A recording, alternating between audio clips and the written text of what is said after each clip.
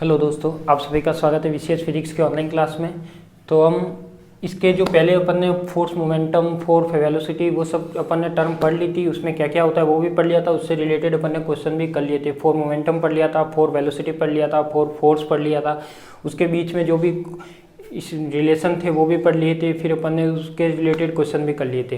तो आज अपनी एक नया टॉपिक है जिसे बोलते हैं लांबिकता प्रमेय। काफ़ी इंपॉर्टेंट टॉपिक है, आपके सिलेबस में प्रश्नल इस नाम से दे रखा है, orthogonality condition of the four force and. तो देखो इसका स्टेटमेंट क्या होता है, लांबिकता प्रमेय होती क्या है, सबसे पहले तो वो आपको समझना है। एक तो मैं बात करूँ किसकी, चतुर्विम बल की। एक तो मैं बात करता हूँ किसकी, चतुर्विम बल। चतुर्विम बल यानी जो आप जानते हो पहले से कि चतुर्विम बल क्या होता है, पहले मैंने बता दिया था चतुर्विम बल की। दूसरी मैं बात करूँ किसकी, चतुर्विम वेग की। किसकी बात करो, चतुर्विम वेग की। तो इन दोनों का जो डॉट प्रोडक्ट होता है, यानी ये चतुर्विम बल क्या होता है अपने पास, एफ म्यू से लिखते हैं, और चतुर्विम वेग को किससे लिखते हो आप, यू म्यू से लिखते हो। तो इसका मीनिंग क्या, ऑर्थोगोनलिटी कंडीशन कैसे प्रूफ होगी अपनी, कि ये कोई सिग्मा है, म्यू की वैल्यू कहाँ से कहाँ तक लेते थे, μ1 से 4। तो एफ म्यू और यू म्यू ये यदि 0 आ जाता है तब तो अपन कह सकते हैं कि ये क्या है, ऑर्थोगोनल है। तो अपन को ये वाली चीज़ क्या करनी है, प्रूफ करनी है। इसका मतलब क्या कह सकता हूँ मैं कि लांबिकता प्रमेय क्या कहती है, तो लांबिकता प्रमेय ये कहती है कि अपने पास चतुर्विम बल और चतुर्विम वेग का जो गुणनफल होता है वो कितना होता है, 0 होता है। कहाँ से कहाँ तक, 1 से 4 के लिए वेरी करता है। ठीक है, तो ये वाला जो स्टेटमेंट है ये अपना क्या कहलाएगा, ऑर्थोगोनलिटी कंडीशन कहलाएगी। तो ऑर्थोगोनलिटी कंडीशन यदि ऐसे भी पूछ लेता है कि ओनली लांबिकता प्रमेय समझाइए, तो इस यूनिट में आपके पास लांबिकता प्रमेय केवल एक ही है, वो है अपने पास ये।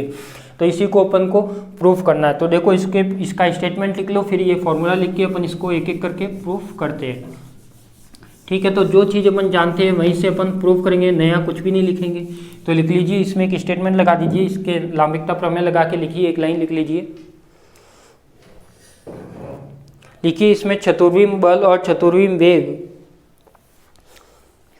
चतुर्विम बल और चतुर्विम वेग, चतुर्विम बल और चतुर्विम वेग यानी four force and four velocity, चतुर्विम बल एवं चतुर्विम वेग एक दूसरे के लंबवत होते हैं, एक दूसरे के लंबवत होते हैं, एक दूसरे के लंबवत होते हैं। यही लांबिकता का गुणधर्म है, यही लांबिकता का गुणधर्म है, यही लांबिकता का गुणधर्म है। अर्थात करके ये जो अपन ने मैथमेटिकल स्टेटमेंट लिखा है इसको लिख दीजिए। यानी जब क्या कह रहा है कि अपने पास चतुर्विम बल और चतुर्विम वेग का जो गुणधर्म होता है वो क्या होता है, 0 होना चाहिए, यानी उसका डॉट प्रोडक्ट 0 होना चाहिए।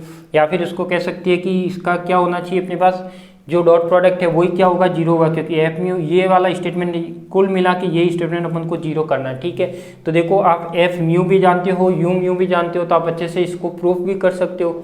ठीक है, तो इस लिख दिया होगा, तो इसको बात लिखो इसका प्रूफ। तो देखो प्रूफ कैसे होगा, मैं एक एक करके लिखता हूँ। सबसे पहले मैं बात करता हूँ किसकी, सबसे पहले अपने पास दो टर्म आ रही है, एक तो एफ म्यू आ रहा है, एक आ रहा है अपने पास यू म्यू। ठीक है, तो अब क्या करेंगे, देखो यदि मैं लिखता हूँ यहाँ पे चतुर्विम बल की परिभाषा से, क्या लिखता हूँ, चतुर्विम बल यानी फोर फोर्स की परिभाषा से, चतुर्विम बल की परिभाषा से। तो देखो चतुर्विम बल की परिभाषा क्या आती है अपने पास, F mu is equal to D P mu upon में क्या आता है, डी टो आता है। यहाँ तक किसी को कोई डाउट है क्या, कुछ भी डाउट नहीं हो सकता। अब देखो ये तो क्या अपने पास चतुर्विम बल की परिभाषा है। अब मैं क्या करता हूँ, अपन जानते हैं कि यदि पी म्यू को मैं ओपन करके लिखूँ तो क्या आता है, एम नॉट यू म्यू आता है। पी म्यू क्या है, एक चतुर्विम संवेग है, यानी ये अपन क्या कह सकते हैं कि ये क्या है अपना एक चतुर्विम संवेग है। इसकी म्यू की वैल्यू कहाँ से कहाँ तक वेरी होती है, 1 से 4 तक। तो इसकी जगह मैं ये रख सकता हूँ। तो देखो F mu is equal to क्या आ जाएगा, डी अपॉन में डी टो, यह आ जाएगा अपने पास एम न्यू यू म्यू। ठीक है, यहाँ तक किसी को कोई डाउट, कुछ भी डाउट नहीं है। अब मैं क्या करता हूँ, देखो इसका अवकलन करता हूँ, तो यू वी से अवकलन होगा, तो F mu is equal to, देखो टाइम के रेस्पेक्ट में देखो मास, यहाँ पे वैसे तो आप क्या मानते हो, मास कांस्टेंट होता है, पर ये मास कौन सा है अपने पास, रेस्ट वाला है। तो टाइम के साथ रेस्ट मास भी क्या होना चाहिए, चेंज होना चाहिए। ये टॉ क्या अपने पास एक टाइम को ही तो वेरी करता है, यानी D T is equal to क्या था, डी टी अपॉन में गामा था। तो देखो ये क्या हो जाएगा अपने पास, सबसे पहले तो मैं एम नॉट तो ऐसे का ऐसे रख देता हूँ, सॉरी एम नॉट नहीं, यू म्यू ऐसे का ऐसे रख देता हूँ पहले। ये क्या देखो यू म्यू तो ऐसे का ऐसे, या फिर आप फर्स्ट टर्म का अवकलन कर दो, डी एम नॉट अपॉन में डी टो, और यू म्यू तो ऐसे का ऐसे। ठीक है, प्लस क्या हो जाएगा अपने पास, यू म्यू ऐसे का ऐसे, सॉरी एम नॉट देखो एक बार तो क्या किया मैंने, एम नॉट ऐसे का ऐसे रखा, एम नॉट का अवकलन किया, यू म्यू ऐसे का ऐसे रखा। अब अपन को क्या करना है, यू म्यू का अवकलन करना है और एम नॉट ऐसे का ऐसे रखना है। तो यू म्यू का अवकलन करना है और एम नॉट ऐसे का ऐसे रखना है। ठीक है, यहाँ तक किसी को कोई डाउट नहीं है। अब मैं क्या करूँ, अपन को स्टेटमेंट में क्या था कि अपने पास चतुर्विम बल और चतुर्विम वेग, तो चतुर्विम वेग का मैं यहाँ पे मल्टीप्लाई कर दूँ, जो चतुर्विम वेग का गुणनफल करने पर, चतुर्विम वेग का गुणनफल करने पर, तो चतुर्विम वेग का गुणनफल करोगे तो क्या आएगा, देखो चतुर्विम वेग का यदि अपन गुणनफल करते हैं तो ये आ जाएगा अपने पास, क्या आ जाएगा बताओ, यह आ जाएगा किससे मल्टीप्लाई होगा, F mu you mu is equal to, ये हो जाएगा अपने पास डी एम नॉट अपॉन में डी टो, इसके साथ यू म्यू का मल्टीप्लाई हो जाएगा तो स्क्वायर हो जाएगा, प्लस का एम नॉट और ये क्या हो जाएगा डी अपॉन में डी टो, और साथ में क्या हो जाएगा यू म्यू का स्क्वायर। बताओ ये अगर ये यू म्यू नहीं रखो तो ये ऐसे कैसे रख दो, क्योंकि ये अवकलन की टर्म में नहीं जाएगा, डायरेक्ट मल्टीप्लाई। क्या किया अपन ने, केवल 4 वेलोसिटी का डॉट प्रोडक्ट किया है। तो यहाँ पे कर दिया यू म्यू आ गया, यहाँ पे भी यू म्यू आ गया, यहाँ पे यू म्यू वैसे ही अलग था, इसका कोई डेरिवेटिव नहीं था तो इसके साथ मल्टीप्लाई होकर स्क्वायर हो गया, यहाँ पे एम यू म्यू आ गया, ये वाली टर्म आ गई। अब आगे क्या करें, देखो इसको जीरो प्रूफ करने के लिए अब क्या कर सकते हैं अपन, अब अपन ये कर सकते हैं कि देखो यदि मैं ऐसी कोई टर्म लिखूँ जो क्या हो जाए, इस टर्म को वेरीफाई करे, यानी मैं ऐसे लिख सकता हूँ क्या, देखो 1/2 डी यू म्यू का स्क्वायर अपॉन में 2, यदि मैं इस टाइम डी टो, ठीक है, यदि मैं ऐसी कोई टर्म है इसको यदि सॉल्व करता हूँ, ठीक है, तो इसको ऐसे लिख सकता हूँ क्या, देखो 1/2 तो ऐसे का ऐसे आ जाएगा अपने पास, यू म्यू का अवकलन होगा तो वो क्या आ जाएगा अपने पास 2u म्यू आ जाएगा, ठीक है, और u म्यू का अवकलन होगा तो u म्यू अपॉन में डी टो आ जाएगा। यहाँ तक इस टर्म को लिख सकते हैं, यानी क्या किया, यदि मैं 2 से 2 कटेगा तो अपने पास ये वाली टर्म आएगी, यानी ये वाली टर्म बचेगी, यानी मैं इस टर्म की जगह क्या रख सकता हूँ, जो ये वाली टर्म है इसकी जगह मैं रख सकता हूँ 1/2 D mu you square upon में डी टो। तो देखो ये वाली मैं यदि इस टर्म में रखता हूँ तो ये क्या आ जाएगा अपने पास, F mu you mu is equal to आ जाएगा अपने पास डी एम नॉट अपॉन में डी टो, प्लस का साथ में क्या आ जाएगा यू म्यू स्क्वायर, प्लस का हो जाएगा अपने पास एम नॉट बाई टू, और ये हो जाएगा अपने पास D u mu square upon में डी टो। ठीक है, यहाँ तक किसी को कोई प्रॉब्लम नहीं होगी। अब मैं क्या करता हूँ, देखो यहाँ पे सिग्मा वाली टर्म ले लेता हूँ, यदि मैं इसको कहाँ से, म्यू की वैल्यू क्या होती है 1 से 4, यानी वो ले सकता हूँ मैं म्यू इज इक्वल टू 1 से 4 सिग्मा लेने पर, अब ये लेंगे तो कहाँ, दोनों साइड लेंगे तो ये क्या हो जाएगा, देखो म्यू इज इक्वल टू 1 से 4 एफ म्यू और यू म्यू, ठीक है, इज इक्वल टू ये क्या होगा अपने पास डी अपॉन में डी टो, और साथ में क्या आ जाएगा अपने पास एम नॉट ऐसे का ऐसे, इसको मैं ऐसे लिख सकता हूँ म्यू इज इक्वल टू 1 से 4 यू म्यू का स्क्वायर, और ये आ जाएगा प्लस का एम नॉट बाय 2 और डी अपॉन में डी टो, और ये क्या हो जाएगा अपने पास यू म्यू का स्क्वायर। ठीक है, कोई डाउट, सॉरी सिग्मा तो भूल गए यहाँ, ये क्या आएगा यहाँ पे सिग्मा भी आएगा u इज इक्वल टू 1 से 4, और ये क्या आ जाएगा यू म्यू स्क्वायर। अब अपन जानते हैं, अपन ने पहले प्रूफ क्या क्या था कि चतुर्विम वर्ग का जो चतुर्विम वेलोसिटी का जो वर्ग होता है वो इनवेरिएंस होता है, तो उसका रिजल्ट आया अपने पता अपने पास, हम जानते हैं कि क्या जानते हो कि चतुर्विम वर्ग का जो रिजल्ट आया था, यानी u इज इक्वल टू 1 से 4 यू म्यू का स्क्वायर आया था अपने पास माइनस का c, शायद ऐसा ही रिजल्ट आया था या c स्क्वायर आया था, बताओ। जहाँ तक मुझे जाने तो वो रिजल्ट कैसा आया था, ऐसा ही आया था। तो ये क्या हो जाएगा अपने पास माइनस का c स्क्वायर था, ठीक है, तो ये क्या हो जाएगा अपने पास, देखो ये वैल्यू रखेंगे तो देखो यहाँ पे तो क्या रहेगा अपने पास, ये तो ऐसे का ऐसे रहेगा, इसमें कुछ नहीं करना, एफ म्यू यू म्यू, ठीक है, इज इक्वल टू, जब यहाँ पे वैल्यू रखोगे तो ये क्या आएगा, देखो ये जो वैल्यू है इसकी जगह क्या आ जाएगा माइनस का c स्क्वायर, तो मैं इसको ऐसे लिख सकता हूँ डी एम नॉट अपॉन में डी टो माइनस का c स्क्वायर, प्लस का ये क्या हो जाएगा M naught by 2 D upon में डी टो, और ये भी क्या हो जाएगा माइनस का c स्क्वायर। तो इसको मैं इस तरीके से लिख सकता हूँ sigma mu is equal to 1 से 4 F mu you mu is equal to, ये हो जाएगा अपने पास डी अपॉन में डी टो, और ये क्या हो जाएगा minus M naught c square, plus अब इस माइनस को भी यदि बाहर लाना चाहो तो बाहर ला लो, आप कोई दिक्कत नहीं है। तो ये क्या हो जाएगा बताओ 1/2 डी अपॉन में डी टू, ये क्या एम नॉट इसको अंदर भी ले सकता हूँ तो माइनस सी स्क्वायर, अंदर न भी लोगे तो सी स्क्वायर का अवकलन क्या होगा, 0 होगा। अब अपन जानते हैं कि M naught square C square क्या होता है, एक कांस्टेंट होता है। तो इस कांस्टेंट का यदि मैं अवकलन करूँ तो अवकलन क्या आएगा, 0 आएगा, क्योंकि ये आइंस्टीन का रिलेशन देता है। तो ये क्या हो जाएगा अपने पास, mu is equal to 1 F mu you mu is equal to क्या प्रूफ हो जाएगा, 0, क्योंकि ये दोनों टर्म 0 हो जाएगी। देखो ये भी 0 हो जाएगा, ये भी 0 हो जाएगा, इसकी वजह से ये क्या आ जाएगा अपना रिजल्ट 0।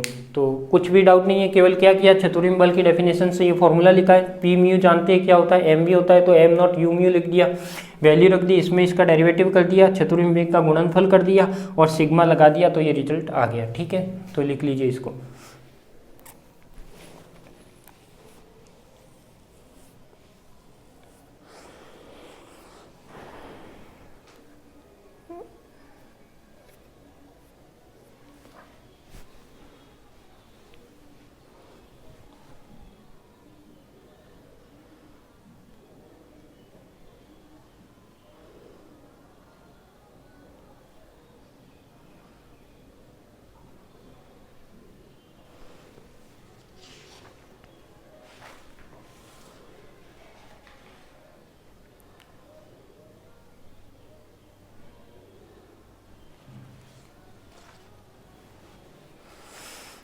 लिख लीजिए आप इसका, यदि लिख नहीं रहे हो तो स्क्रीनशॉट भी ले सकते हो।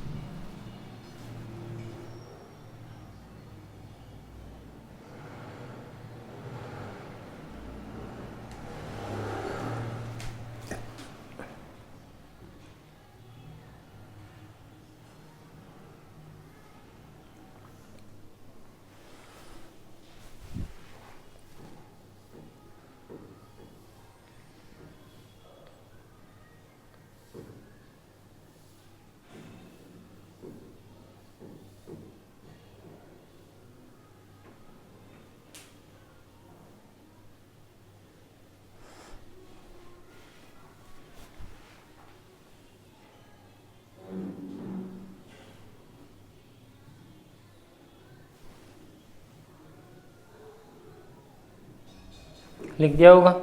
चले आगे, अब अपने पास एक क्वेश्चन और करते हैं, उसके बाद अपन एक नया टॉपिक स्टार्ट करते हैं। ठीक है,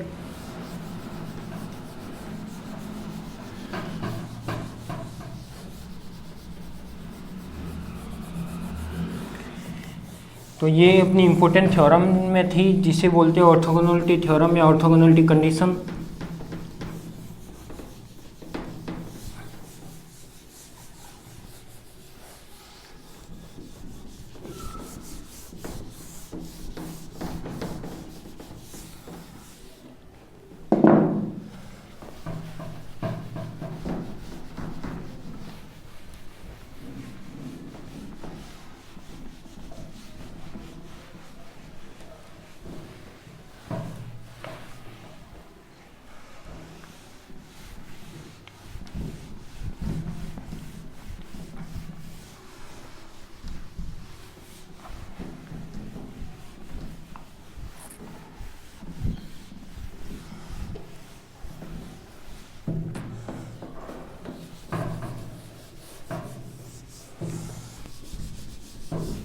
अब क्या करना अपन को, नेक्स्ट एक क्वेश्चन लिखते हैं। लिखिए,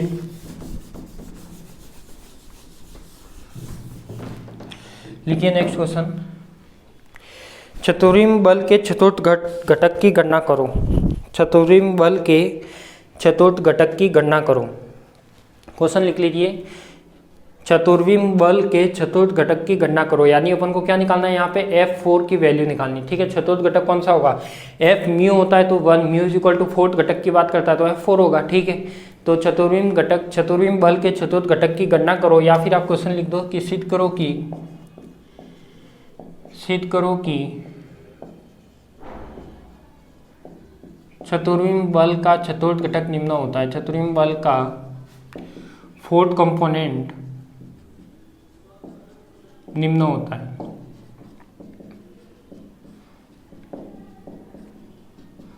ठीक है, तो ये अपन करेंगे क्या, इसको प्रूफ करेंगे। तो ये क्या आएगा आपके पास, देखो सिद्ध करो कि चतुर्विम बल का चतुर्थ घटक होता है वो क्या होता है, निम्न होता है। तो उसकी बात करते हैं, तो ये आना चाहिए अपने पास चतुर्विम बल का चतुर्थ घटक, यानी जो F4 आएगा वो क्या आएगा, वो मैं बता देता हूँ आपको कि क्या प्रूफ करना है अपन को, आयोटा गामा C और साथ में क्या आ जाएगा F vector dot U vector. ठीक है, तो ये आ जाएगा आपका U वेक्टर, यानी ये वाली चीज़ अपन को प्रूफ करनी है। तो देखो प्रूफ कैसे होगी, बताओ सॉल्यूशन कोई बता सकते हो तो। देखो ये प्रूफ कैसे होगा अपना, ये अपना क्वेश्चन है कि इस क्या करना है कि जो अपना 4 फोर्स था, 4 फोर्स का जो फोर्थ कंपोनेंट होता है वो ये होता है, ये अपन को क्या करना है, प्रूफ करना है। तो देखो उसकी बात करते हैं, तो ये क्या हो जाएगा अपने पास जब इसकी बात करेंगे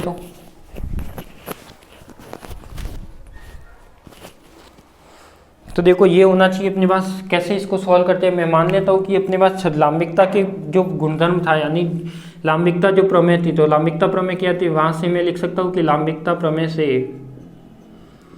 तो लांबिकता प्रमेय क्या कहती थी, लांबिकता प्रमेय कहती है कि sigma is equal to mu is equal to 1 से 4 एफ म्यू और U mu is equal to क्या होता है आपके पास 0 होता है। ठीक है, यदि मैं इसको एक्सप्लेन करके लिखूँ तो एक्सप्लेन करके कैसे लिख सकता हूँ, इसमें 1 2 3 के फॉर्म में लिख सकता हूँ, यानी इसको ऐसे लिख सकता हूँ F1 U1 F2 U2 plus F3 U3 plus का F4 U4। इसका मीनिंग यही तो है, सिग्मा करके इज इक्वल टू क्या आ जाएगा 0। ठीक है, अब मैं क्या करता हूँ, यहाँ पे ये आ गया आपके पास 0।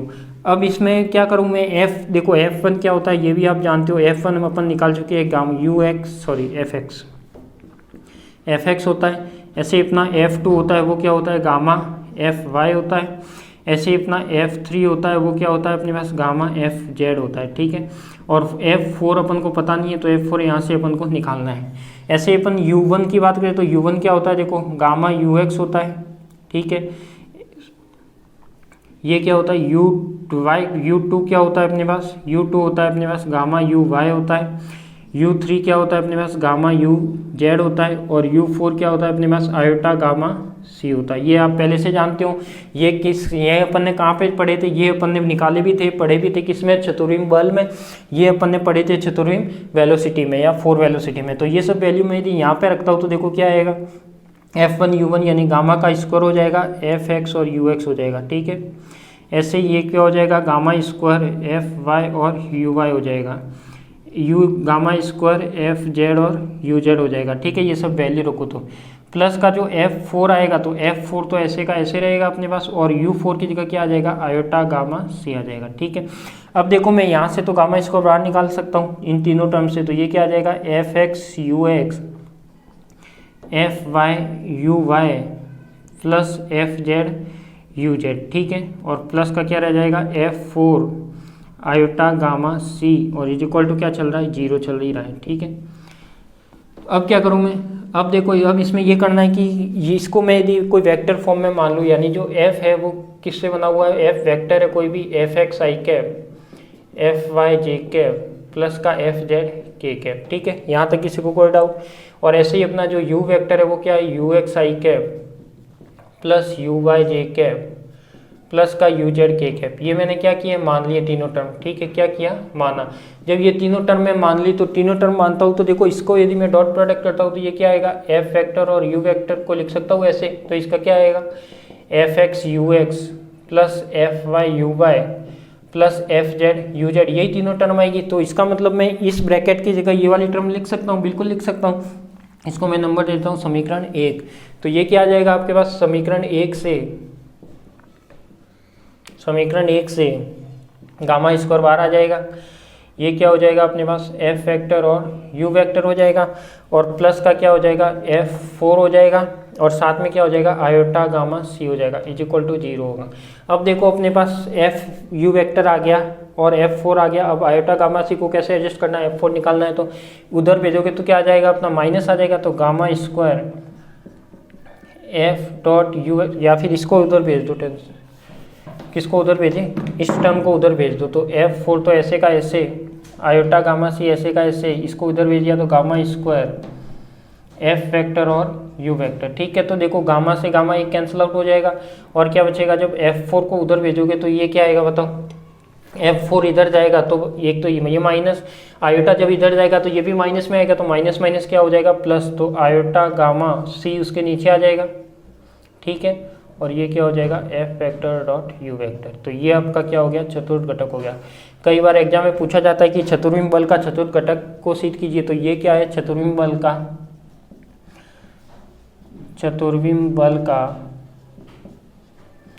चतुर्थ घटक है, चतुर्विम बल का चतुर्थ घटक है, यानी 4 फोर्स का क्या है, फोर्थ कंपोनेंट है। ठीक है, तो लिखिए इसको, ये भी आपका क्या हो गया, प्रूफ हो गया।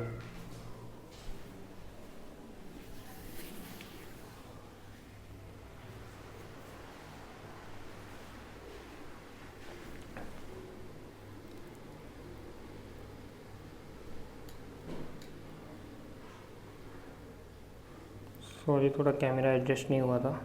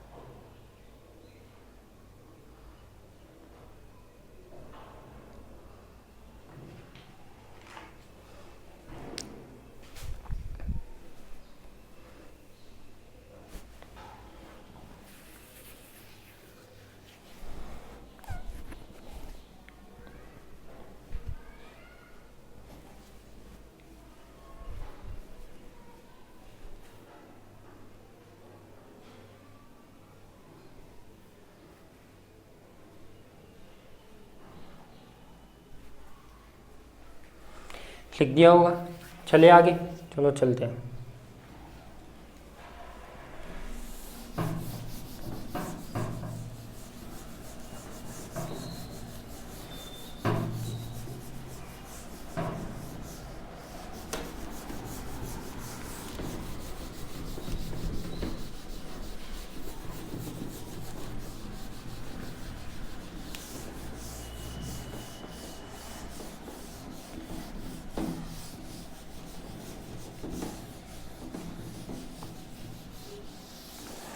अब अपना एक नेक्स्ट टॉपिक आता है डॉपलर प्रभाव। तो देखो, डॉपलर प्रभाव समझने के लिए कोई अपन को पहले एक टॉपिक की और जरूरत पड़ती है, उसका नाम है अपन को चतुर्विम आवृत्ति की रूपांतरण समीकरण, यानी 4 फ्रिक्वेंसी ट्रांसफॉर्मेशन इक्वेशन। तो उसकी अपन को जरूरत पड़ती है।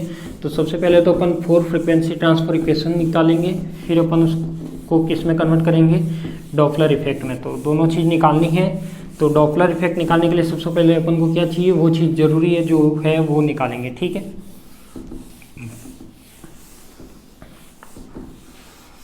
चलो निकालें। तो लिखते हैं अपन, जो टॉपिक लगा लीजिए, चतुर्विम आवृत्ति की रूपांतरण समीकरण। चतुर्विम आवृत्ति की रूपांतरण समीकरण।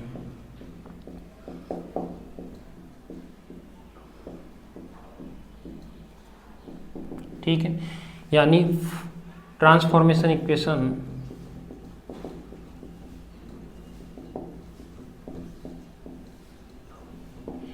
Equation for frequency. ठीक है, तो जब अपन को डॉपलर प्रभाव का टॉपिक पढ़ना है तो इससे पहले अपन को ये वाली चीज़ जरूरी है, तो इसको समझना होगा। ठीक है, तो ये क्या कहलाती है कि चतुर्विम आवृत्ति की रूपांतरण समीकरण। तो देखो, चतुर्विम आवृत्ति की रूपांतरण समीकरण की मैं यदि बात करूँ तो ये किसे कहते हैं, चतुर्विम आवृत्ति की रूपांतरण समीकरण।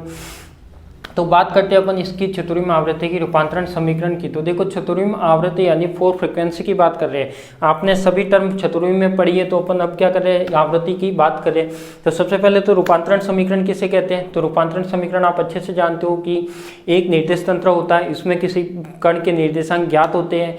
उसी कण के दूसरे निर्देश तंत्र में भी क्या होता है, कण के निर्देशांक ज्ञात होते हैं। उन दोनों पे जो रिलेशन होता है वही क्या कहलाता है, अपना रूपांतरण समीकरण कहलाता है। तो ये अपन पहले से ही जानते हैं कि रूपांतरण समीकरण किसे कहते हैं। इसको अपन अगर लिखना चाहेंगे तो लिख भी सकते हो, पहले भी मैं बता चुका हूँ। पर इसमें अपन को क्या निकालना है, चतुर्विम आवृत्ति का निकालना है। तो लिखिए एक बार, फिर सबसे पहले तो आप लगा लीजिए रूपांतरण समीकरण की जो डेफिनेशन लिखवाता हूँ वो लिख दीजिए। ठीक है, इसमें लिखिए, यदि किसी सदिश राशि के निर्देशांक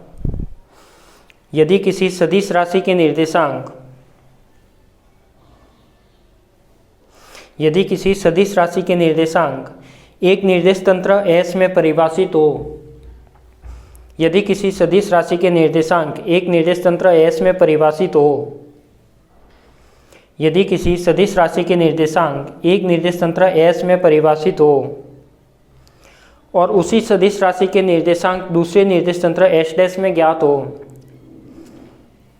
और उसी सदिश राशि के निर्देशांक दूसरे निर्देश तंत्र S' में ज्ञात हो, तो इनके मध्य संबंध व्यक्त करने वाली समीकरण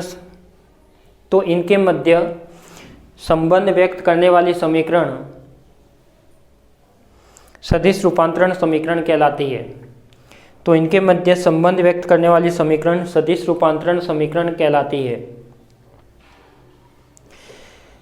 चतुर्विम आवृत्ति को संचरण सदिश के वेक्टर, चतुर्विम नई लाइन से लिखना, चतुर्विम आवृत्ति को संचरण सदिश के वेक्टर से परिभाषित किया जाता है।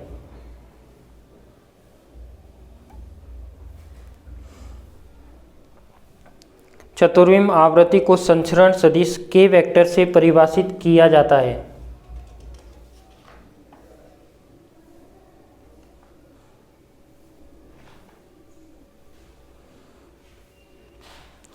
अब देखो, इसमें आप जानते हो, सबसे पहले मैं चतुर्विम आवृत्ति की बात करता हूँ। तो मैंने क्या बताया, सबसे पहले तो जो ट्रांसफॉर्मेशन इक्वेशन होती है वो बता दी कि कैसे क्या कहलाती है। अब मैं बात करता हूँ चतुर्विम आवृत्ति की। तो सबसे पहले तो मैं इसमें क्या मानता हूँ, एक तो कण का स्थिति सदिश मान लेता हूँ। ठीक है, तो जो कण का स्थिति सदिश होता है वो क्या होता है, अपन जानते हैं कि कण का स्थिति सदिश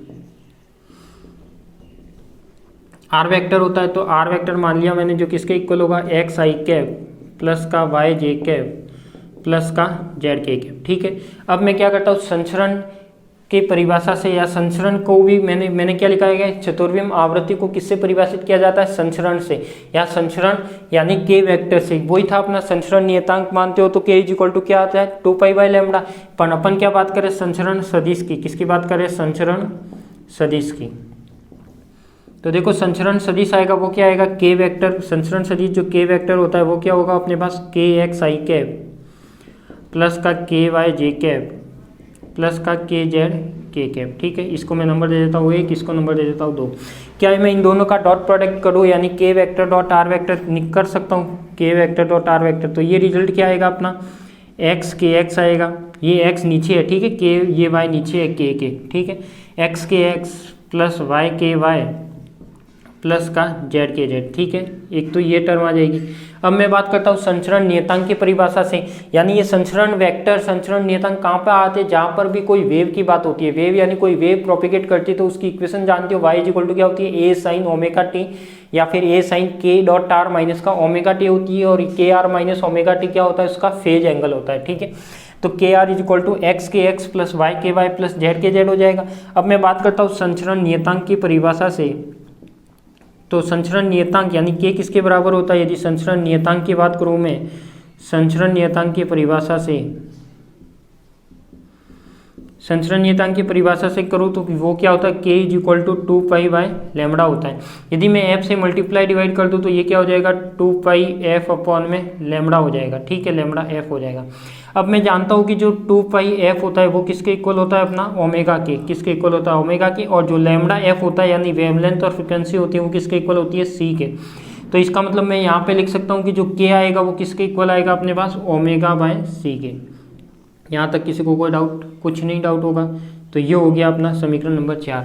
अब मैं क्या करता हूँ, अब मैं यहाँ पे करता हूँ कि क्या, कौन सा समीकरण लेता हूँ, कोई भी वेव का इक्वेशन ले लेता हूँ। तो वेव का इक्वेशन क्या होता है, जो आप जानते हो जैसे कि तरंग, मान ले तो क्या लिखूँ मैं यहाँ पे, तरंग का मानक समीकरण, तरंग का मानक समीकरण। तो जिस डायरेक्शन में वेव प्रोपेगेट करती है वो आ जाएगा। तो अपने पास मान लिया कि x इज इक्वल टू क्या आएगा, a sine k dot R vector minus का ओमेगा t आएगा। बताओ यही आएगा, ये नहीं आएगा। इसमें ये क्या होता है, ये तो अपना फेज एंगल होता है, या फिर आप क्या कह सकते हो, फेज। तो मैं कह सकता हूँ कि यहाँ पे क्या होगा, जो फेज होगा यानी निश्चितता के गुणधर्म से, निश्चितता के गुणधर्म से, निश्चितता के गुणधर्म से जो फेज होता है वो क्या होता है, इनवेरिएंस होता है। यानी निश्चितता के गुणधर्म से जो कला होती है वो निश्चित रहती है। क्या रहती है, निश्चित रहती है, यानी इनवेरिएंस होती है। तो इस तरह से मैं लिख सकता हूँ। देखो अपने पास क्या किया, सबसे पहले मैंने कोई भी पोजीशन का स्थिति सदिश यानी पोजीशन वेक्टर लिया, फिर उसका संचरण सदिश लिया, यानी संचरण सदिश क्या होता है, के वेक्टर, वो ले लिया। इन दोनों का मैंने क्या किया, डॉट प्रोडक्ट करके ये इक्वेशन लिख दी। संचरण नियतांक होता है वो क्या होता है, प्रोपिगेशन कांस्टेंट होता है, ये प्रोपिगेशन वेक्टर होता है, ठीक है। तो k इज इक्वल टू 2π/λ, तो इसको f से मल्टीप्लाई डिवाइड किया तो ये वाली इक्वेशन आ गई। अब मैं यहाँ पे क्या करता हूँ, देखो यहाँ पे क्या आ गया, निश्चितता के गुणधर्म से कला तो क्या रहती है, अपनी निश्चित रहती है। अब जब ये निश्चित रहती है तो इसमें मैं क्या कर सकता हूँ, देखो यहाँ पे जो k vector dot r vector minus का ओमेगा t है, ये क्या होगा, अपना इनवेरिएंस होगा, या मैं लिख सकता हूँ कि क्या होगा, अपना निश्चित होगा, ठीक है। k vector dot r vector में समीकरण 3 से वैल्यू रख सकता हूँ, ये वाली। तो समीकरण 3 से जब k डॉट r का मान रखूंगा तो क्या आएगा, x k x plus y के वाई प्लस का z के z और माइनस का ओमेगा टी, और ये आ जाएगा इज इक्वल टू निश्चित, ठीक है। यहाँ तक किसी को कोई प्रॉब्लम होगी नहीं। अब मैं क्या करूँ, अब मैं क्या करता हूँ, देखो यहाँ पे अपन को क्या निकालना है, चतुर्विमा महावर्ती की रूपांतरण समीकरण निकालनी। तो कैसे निकाले बताओ, इसके आगे कैसे निकाले बताओ। तो ये क्या लिख सकता हूँ, देखो अपने पास, यदि मैं यहाँ पे क्या करूँ, इसको कुछ कंपोनेंट में डिवाइड करता हूँ, ठीक है। तो एक बार तो x की x ऐसे का ऐसे लिख दिया, y के y ऐसे का ऐसे लिख दिया, प्लस का z के z, ये प्लस का आयोटा स्क्वायर ओमेगा टी और c अपॉन में से लिख सकता हूँ। यहाँ तक किसी को कोई डाउट, लिख सकता हूँ। तो ये क्या हो जाएगा, देखो x के x प्लस y के y प्लस z के z, ठीक है, प्लस का क्या हो जाएगा, आयोटा स्क्वायर। तो आयोटा सी टी को मैं एक साइड लिख दूँ, क्योंकि आयोटा सी टी एक टर्म बनाती है, किसका कंपोनेंट होता है, 4 कंपोनेंट होता है। और आयोटा सी टी और एक अपने पास बचा आयोटा ओमेगा, देखो आयोटा सी टी आ गया, आयोटा ओमेगा अपन में सी आ गया, ये क्या रहेगा अपने पास, निश्चित रहेगा, ठीक है। यानी ये इनवेरिएंस चलता ही रहेगा। अब अपन क्या करें, देखो आयोटा सी टी हो गया, इसको यदि मैं कंपोनेंट में लिखना चाहूँ, यानी कंपोनेंट में कैसे, घटक के रूप में, तो घटक के रूप में अपना पास क्या होगा वो बताओ घटक क्या होगा।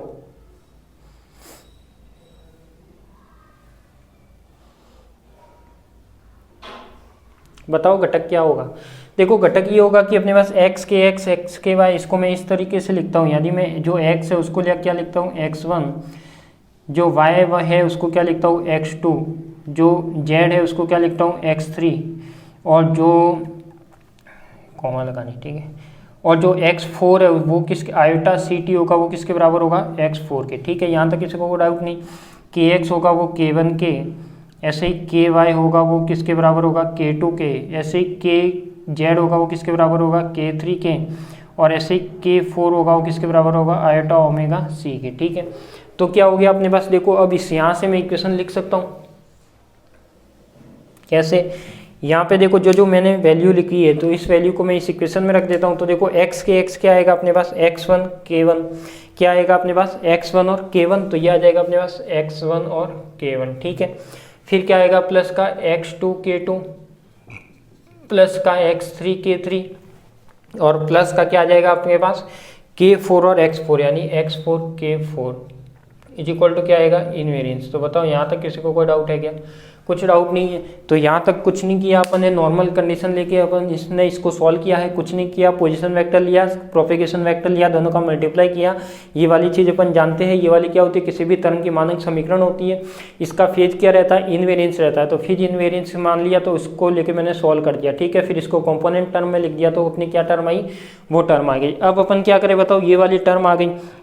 अब क्या मैं इसको ऐसे लिख सकता हूँ, क्या बताओ क्या लिख सकता हूँ, यानी इसको जब सिग्मा करके लिख सकता हूँ, यानी sigma is equal to mu is equal to 1 से 4 एक्स म्यू और के म्यू क्या आता है अपना निश्चित आता है। इसी प्रकार में यदि ये तो किस में लिखा अपन ने एस निर्देश तंत्र में, यदि मैं इसी प्रकार एस डैश निर्देश तंत्र में लिखना चाहूँ तो लिख सकता हूँ एस डैश निर्देश तंत्र में। तो ये क्या आएगा अपने पास, ये भी सेम रिजल्ट ही आएगा, म्यू इज इक्वल टू 1 से 4 X mu K mu dash is equal to क्या आएगा निश्चित। बताओ यहाँ तो किसी को कोई प्रॉब्लम? तो ये क्या आ गया अपना एस और एस डैश में क्या आ गया, इनवेरियंस प्रूफ हो गया। तो एक बार इसको लिखिए, फिर अपन क्या करते हैं, इसकी ट्रांसफॉर्मेशन इक्वेशन लिखते हैं। तो इसकी भी ट्रांसफॉर्मेशन इक्वेशन वैसे ही आएगी जैसे जो अपन ने पहले लिखी थी। तो एक बार मैं बता दूंगा, तो आप ये लिखिए पहले। देखो यहाँ पे जब अपन ने इनवेरियंस प्रूव किया तो अपन ने पता पहले ही लिख लिया था कि जो भी इनवेरियंस होता है उसकी ट्रांसफॉर्मेशन इक्वेशन कैसे लिखती है, ये मैं आपको पहले कई बार बता चुका हूँ।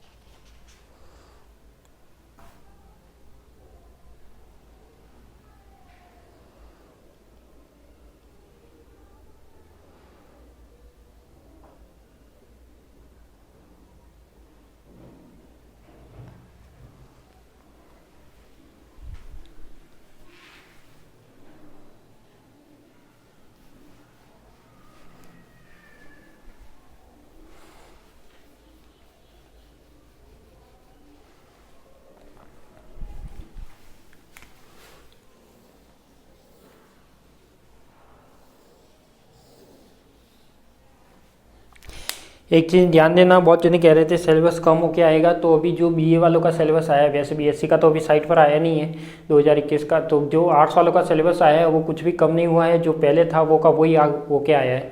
तो आप किसी पर भी विश्वास ना करें कि सिलेबस कम होगा या वो होगा।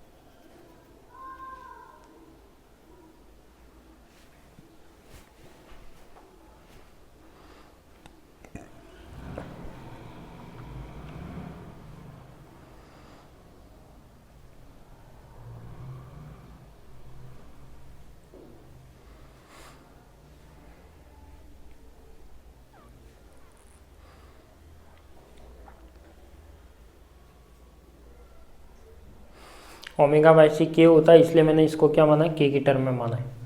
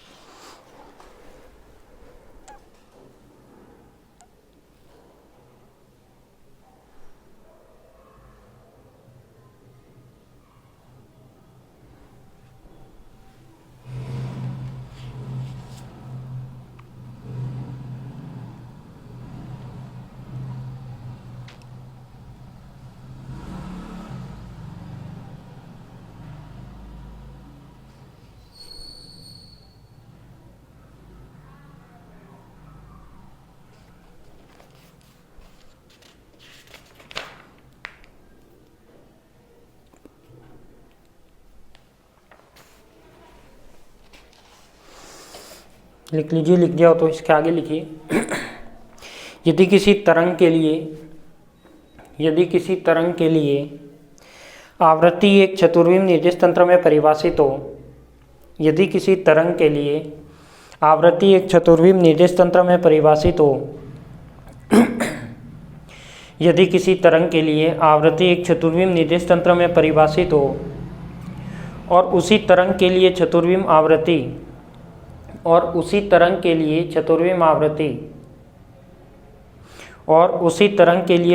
आवृत्ति दूसरे निर्देश तंत्र में परिभाषित हो, और उसी तरंग के लिए चतुर्विम आवृत्ति दूसरे निर्देश तंत्र में परिभाषित हो, तो दोनों आवृत्तियों के मध्य संबंध व्यक्त करने वाला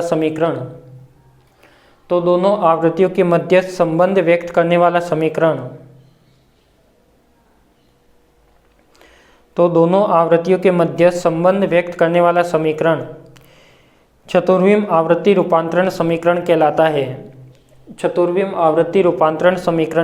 है।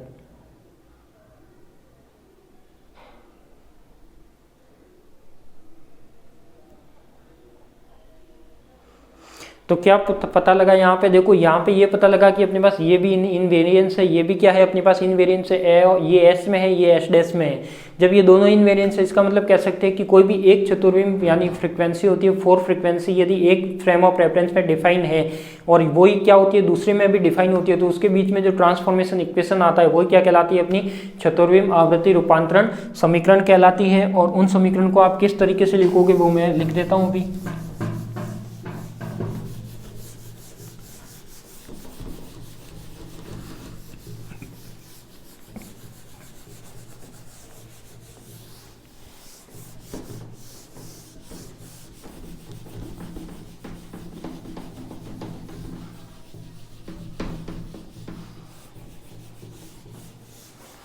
देखो किस टाइप से लिखना है वो इक्वेशन को, वो लिखना है अपन को इस टाइप में। यदि मैं लिखता हूँ यहाँ पे क्या K1 dash, K2 dash, K3 dash और K4 डैश, ठीक है, ऐसे लिखते थे अपन। इज इक्वल टू यहाँ पे क्या आता था अपने पास, बताओ यहाँ पे जो इक्वेशन आती थी वो क्या आती थी अपने पास? Gamma 0 0 minus iota beta gamma, ठीक है, यही आता था 0 1 0 0 0 0 1 0, और यहाँ पे क्या आता था माइनस आयोटा बीटा गामा 0 0 और गामा, ठीक है।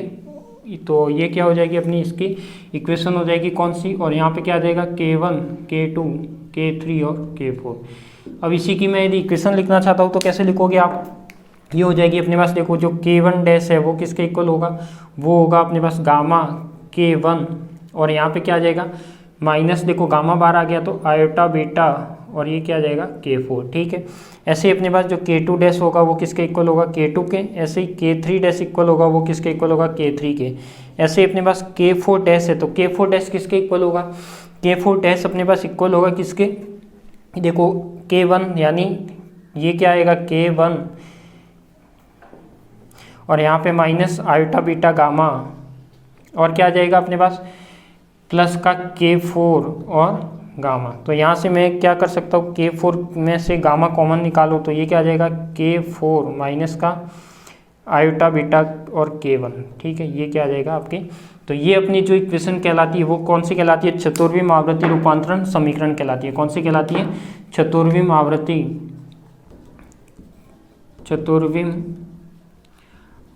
रूपांतरण समीकरण कहलाती है। चतुर्विम आवृत्ति रूपांतरण समीकरण कहलाती है, ठीक है। तो इसको आप लिख दीजिए। ये आपका क्या हो गया, टॉपिक कंप्लीट हो गया कि अपन को जब डॉपलर इफेक्ट निकालेंगे तो डॉपलर इफेक्ट अब कहाँ से निकालेंगे, वो अपन निकालेंगे इस वाली इक्वेशन से। तो डॉपलर इफेक्ट निकालेंगे अभी इसके बाद वाली क्लास में। तो ये आपका जो था चतुर्विम आवृत्ति रूपांतरण समीकरण कंप्लीट हो गया। तो इस तरीके से ये इक्वेशन आप निकालते हैं, ठीक है। ये इस टाइप की इक्वेशन मैंने पहले भी आपको बता चुका हूँ, कई बार बहुत सारी ट्रांसफॉर्मेशन इक्वेशन लिखी है अपन ने सबके लिए। तो इसमें भी ये आ जाएगा, ये किसके आ जाएगी? चतुर्विम आवृत्ति के लिए। तो इसको लिख दीजिए।